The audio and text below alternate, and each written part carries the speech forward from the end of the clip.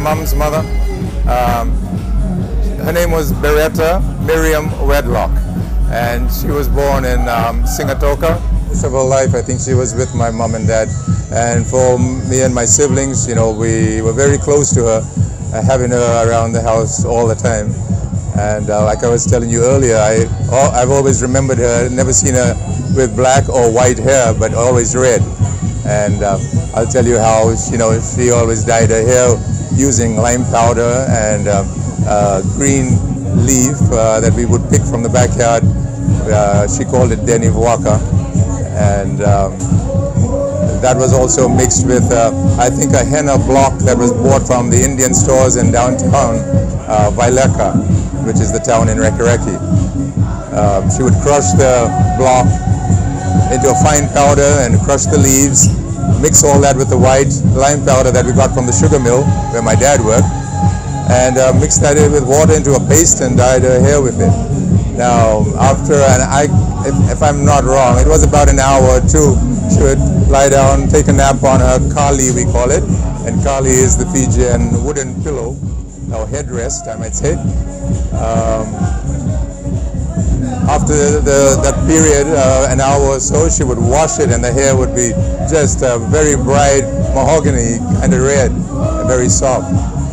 So all the kids and everybody in Rekereke knew, they called her Bumbu Bereta. And if you might remember, Bumbu is grandma in Fijian from the area where she's from, in Singatoka. So all the local people knew her as Bumbu Bereta with her red hair.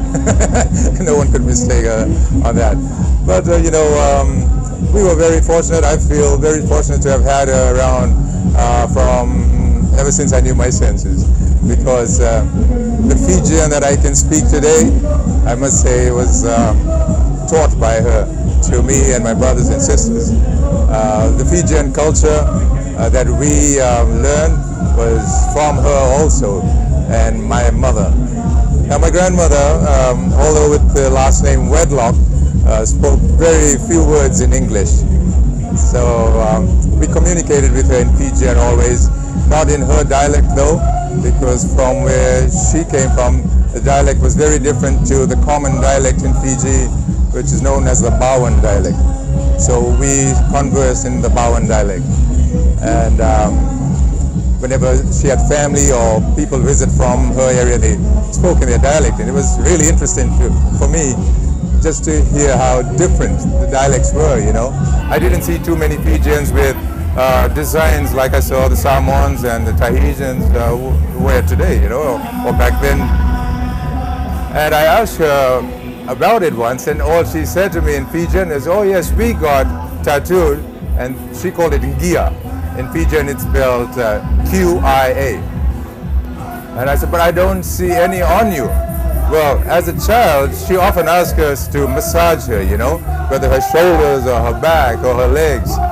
And whenever I massaged her back, she had scars on her back. Now, what would you call the two muscles that run down your back on both sides, right? She had scars in 6 places, 3 places on each side. So, and there were like 2 cuts, you know, 2 scars on both sides. And she said that was her tattoo. I said, but it's not black, it's not colored, you know, it's just scars. And she said, well, that is the tattoo. And the belief back then when she was a baby was the older people believed that the person growing up would be very strong to have a strong back would have to have this done. And she said, and I don't know if it was just a joke, but she said, and that is why when I went out into the plantation and came back in the afternoon, I could carry the bundle of firewood for the kitchen on my back with one of my children sitting on it too. And she said it was a long walk from the plantation back to the homestead, crossing creeks and, you know, walking all that way. And I thought, wow, I thought that was very interesting because that was the first time I ever knew of a traditional Fijian tattoo. And I remember my grandmother saying they could do it on the face or the back. And maybe her mother preferred that the child have it on the back. Yeah, because she said some women would have scars here. So, that was something I was very proud to share with my Polynesian friends here in the United States now that we, my wife Zelda and I, we volunteer at a lot of Pacific Island festivals to educate the younger generation or the children that come and visit our booths about Fiji, or just be there to answer any questions. And as we go along, I find I'm learning a lot myself, not only on Fiji, but also on the other Pacific Islands. And I've really enjoyed it.